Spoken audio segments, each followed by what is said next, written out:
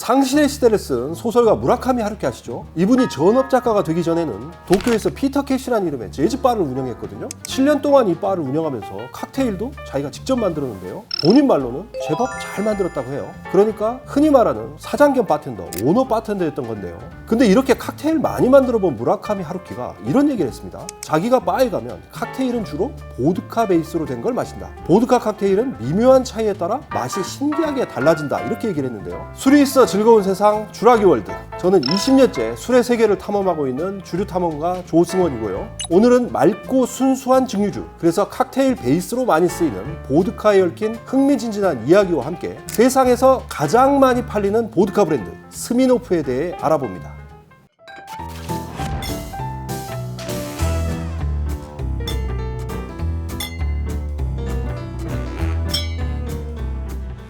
김 PD는 보드카 하면 어떤 나라가 떠올라요?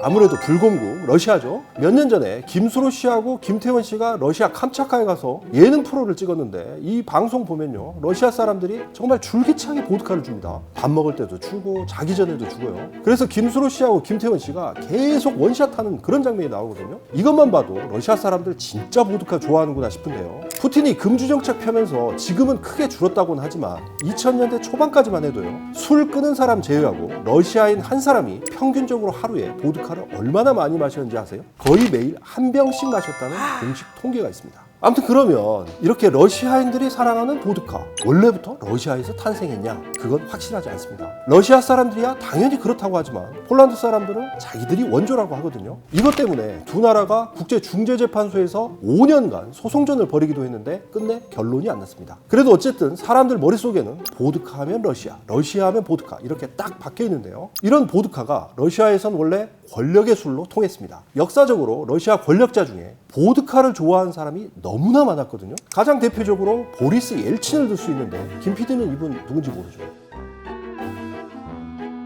이분이 러시아 연방 초대 대통령인데 대통령이 된 직후에 쿠데타가 발생하니까 직접 탱크에 올라가서 연설을 했던 그 장면이 아주 유명하고요. 나중엔 또 보수파 의원들 제압하려고 군대 동원해서 의사당 건물을 포격하기도 했던 그런 인물입니다. 아무튼 이분의 정치 역정도 파란만장했지만 사실 보드카 음주 기행으로 더 유명했습니다. 술 한잔 마시고 막 춤추고 이런 모습은 평소에 너무나 자주 보여줘서 애교 정도였고요. 아예 외교 문제가 될 정도로 심각한 음주 사고도 여러 번 쳤는데요. 가장 널리 알려진 게 1994년에 독일 국빈 방문했을 때 보드카에 만취해서 환영음악 연주하던 오케스트라 지휘봉을 빼앗아서 자기가 직접 지휘를 하고 마이크 잡고 춤추면서 막 고래고래 노래 불렀던 바로 그 사건이죠. 또 이듬해 미국 국빈 방문했을 때는요, 낮에 정상회담 이런 거 하고 나서 밤에 보드카를 마셨는데 갑자기 피자가 먹고 싶다면서 팬티바람으로 백악관 앞에서 택시 잡으려다가 경호원한테 붙잡히기도 했습니다. 심지어 한 번은 옐친이 보드카에 만취해서 마치 드럼을 치듯이 숟가락으로 키르기스탄 대통령 머리를 마구 두드린 적도 있습니다.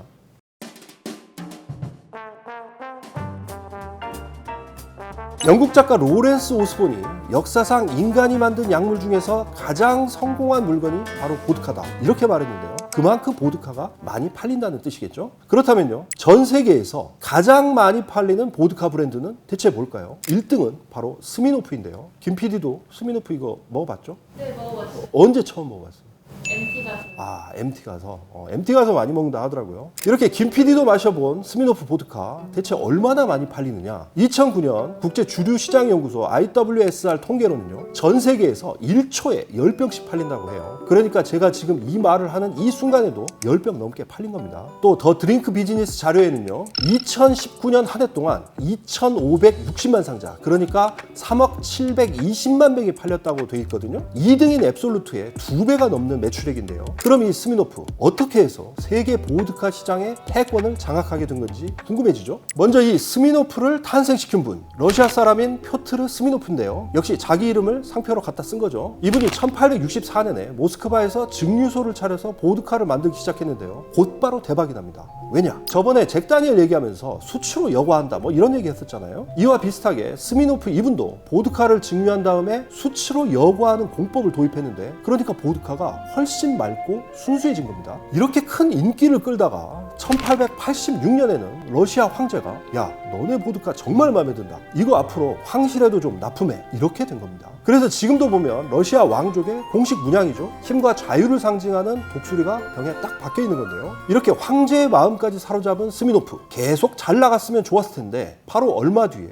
큰 위기가 닥칩니다. 일단 러시아라는 나라가 원래부터 재정을 확보하려고 보드카 생산을 국가가 독점한 적이 많았거든요. 그래서 1904년에 니콜라이 2세가 보드카 생산을 다시 국유화시켜버려요. 자, 이렇게 해서 스미노프 보드카 역시 나라에 넘어가게 되는데요. 엎친 데 덮친 격으로 1917년에는 러시아에서 혁명이 일어나잖아요. 그러면서 창업자 표트르 스미노프한테 사업을 물려받은 셋째 아들 블라디미르 스미노프는 목숨을 걸고 해외로 도망을 칩니다. 이 과정에서 블라디미르 스미노프가 감옥에 끌려가서 총살 위기를 무려 6번이나 넘겼다, 이런 썰도 있는데요. 저도 사실인지 잘 모르겠고요. 아무튼 이렇게 러시아를 빠져나와서 터키, 폴란드, 프랑스까지 이 나라 저 나라 옮겨다니며 보드카를 만들었는데요. 이때 스미노프라는 이름도 마지막 스펠링이 V에서 프랑스식인 FF로 바뀌게 되거든요. 근데 블라디미르 스미노프가 해외에서 만든 보드카는 인지도 때문인지 영 안 팔렸습니다. 그래서 이 브랜드가 같은 러시아 망명 사업가인 루돌프 쿠넷한테 넘어갔다가 또다시 망해서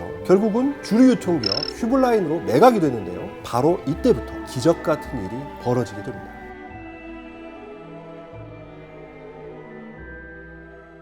제가 늘 강조하는 얘기가 있죠. 술은 품질도 중요하지만 또 뭐가 중요하다? 네, 바로 홍보와 마케팅입니다. 어떻게 만드느냐도 중요하지만 어떻게 팔 것이냐, 이게 매우 중요한 건데요. 그런 점에서 스미노프의 새 주인이 된 휘블라인의 사장 존 길로이 마틴은 정말 능력도 뛰어난 데다 행운까지 겹쳤습니다. 존 길로이 마틴, 이분 돌아가셨을 때 뉴욕타임즈에서 이렇게 기사를 썼어요. 미국에서 보드카를 유행시킨 주인공이라고요. 근데 이분의 생전 인터뷰를 보면요, 일단 통찰력, 촉이 대단했던 분 같아요. 자기가 스미노프 브랜드를 넘겨받은 뒤에 야, 이건 그냥은 잘 안 팔리겠다, 칵테일로 섞으면 좀 팔리겠다, 이렇게 직감적으로 판단을 했다고 해요. 그래서 처음엔 그냥 좀 팔아보다가 예상대로 너무 안 팔리니까 1941년에 LA 할리우드로 날아가서 영국식 레스토랑 콕앤불스를 운영하던 잭 모건이라는 사람을 만나게 되는데요. 이날 벌어진 일 아주 드라마틱합니다. 당시 존 마틴이 만난 레스토랑 사장 잭 모건한테는 큰 고민이 있었는데 자기가 만든 진저비어가 너무나 안 팔려서 재고 처리도 힘들 만큼 잔뜩 쌓여있던 거였습니다. 그런데 때마침 이 자리에 동석한 한 여성이 있었는데 이분은 또 어떤 분이었냐면 구리로 만든 머그잔 있잖아요. 이걸 만들었는데 잘 안 팔려서 고민하던 사업가였습니다. 그래서 이런 얘기를 다 듣고 나서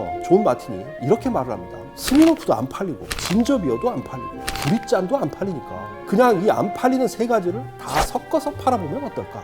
자, 그런데요, 이렇게 희한하고 엉뚱한 생각이 미국 보드카 시장의 역사를 바꾸게 됩니다. 존 마틴이 바텐더를 불러서 스미노프에 진저비어 섞고 라임을 좀 짜서 넣은 다음에 구리 머그잔에 담아봤더니요, 모양도 특이하고 맛이 기가 막힌 거예요. 야, 이거 장사 좀 되겠는데? 그래서 이후에 광고도 내고 했더니 놀랍게도 이 칵테일이 대박을 치면서 스미노프도 잘 팔리고 진저비어도 잘 팔리고 구리머그잔 완전히 다 팔려나가 버린 겁니다. 이것이 바로 많은 분들이 좋아하는 칵테일 모스코뮬의 탄생 일화인데요. 얘기가 너무 극적이다 보니까 야, 이것도 누가 어디서 지어낸 얘기 아니야? 이런 의문이 들기도 하는데요. 제가 자료를 좀 뒤져보니까 이 얘기를 자세히 언급한 존 마틴의 생전 비디오 인터뷰가 하나 남아있고요. 신문기사나 책에도 많이 언급이 되어 있습니다. 다만 구리머그잔 팔려고 했던 이 여성의 정체에 대해서는 좀 논란이 있는데요. 존 마틴은 레스토랑 사장인 잭 모건의 여자친구였다라고 기억하는 반면에 다른 기록을 보면 재고로 남게 된 구리머그잔 2,000개를 팔려고 미국으로 넘어온 러시아 여성 사업가 소피 베레진스키였다고 되어 있거든요. 아무튼 뭐가 진실인지는 모르겠습니다만 이 소피 베레진스키가 세운 회사에서는 지금도 미국에서 구리머그잔을 열심히 잘 팔고 있습니다.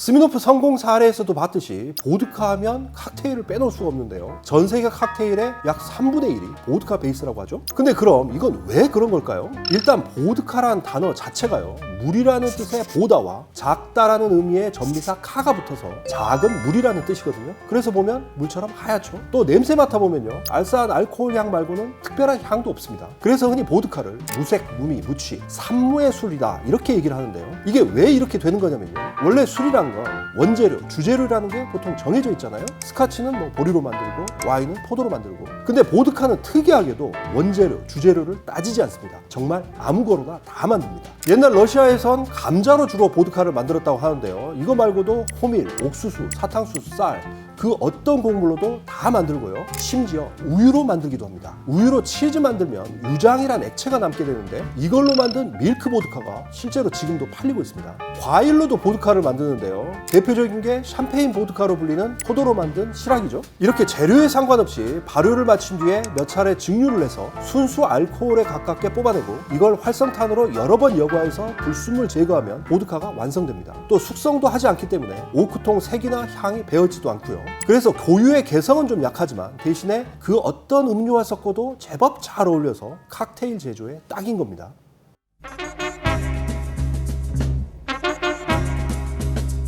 영화 007 아시죠? 이 시리즈가 1962년에 1편이 나왔으니까 지금 거의 60년 가까이 됐죠? 올해 25번째 편이 나온다고 해서 벌써부터 화제인데요. 그동안 제임스 본드 역할을 맡은 배우만 해도요. 작년에 돌아가신 쇼 커너리부터 로저 무어, 피어스 브로스넌, 다니엘 크레이그까지. 아무튼 이 영화에 수없이 많은 명대사가 나오는데요. 그 중에서도 가장 유명한 건 바로 이겁니다. 보드카 마티니, 쉐이크, 나스터드. 그러니까 보드카 넣은 마티니를 젓지 말고 쉐이킹해서 달라 이건데요. 영화마다 조금씩 변형은 됐지만 1편부터 계속 이 대사가 나오면서 007 영화의 시그니처가 됐는데요. 원래 마티니란 건 진을 베이스로 해서 스터 기법, 그러니까 저어서 만드는 건데요. 특이하게 007은 보드카를 베이스로 해서 쉐이킹을 해달라 이렇게 주문을 하죠. 아무튼 영화 007이 대히트를 치고 이 대사도 덩달아 유명해지면서요. 1960년대부터 미국 주류업계에선 커다란 파장이 일어나는데요. 보드카 판매가 급증을 하고 대신에 버번 위스키 판매가 급락하면서 수없이 많은 버번 증류소가 문을 닫게 됩니다.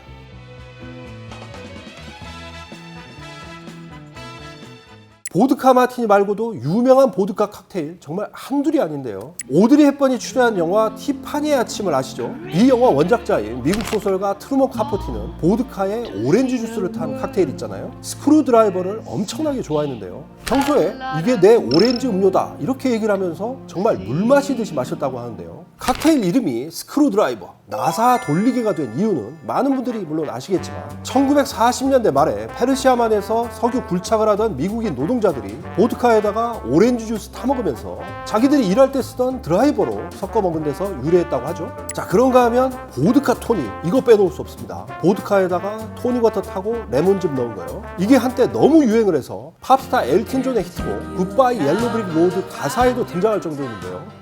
잠깐 여담인데 예전에 제가 MBC 예능 프로에 게스트로 출연을 한 적이 있는데 앞서 말한 무라카미 하루키에 대한 얘기를 좀 해달라고 해서 그래서 나간 거였거든요. 마침 제가 쓴 책 추천사도 써주셨던 김구라 형님도 계셔서 정말 즐겁게 촬영을 했는데요. 그때 촬영 장소가 어디였냐면 하루키의 대표작 상실의 시대, 원제 노르웨이 숲의 실명으로 등장하는 도쿄의 재즈바 덕이라는 곳이었거든요. 거기서 칵테일을 마시면서 녹화를 했는데요. 근데 그때 마신 게 뭐냐? 바로 스미노프 넣은 보드카 토닉이었습니다. 이걸 왜 마셨냐면 상실의 시대라는 작품에 주인공 와타나베랑 미도리가 바로 그 재즈바에서 대낮에 보드카 토닉을 각각 5잔씩 마시는 그런 장면이 나오거든요. 또 상실의 시대 말고도요. 무라카미 하루키 작품에는 이 보드카 토닉이 무려 5편에 등장하는데 그만큼 하루키가 사랑했던 그런 칵테일입니다.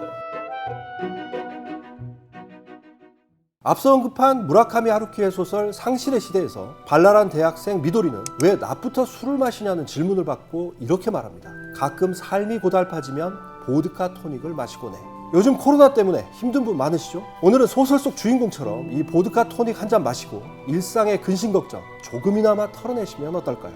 술이 있어 즐거운 세상 주라기 월드. 저도 이 보드카 토닉 마시면서 인사드리겠습니다.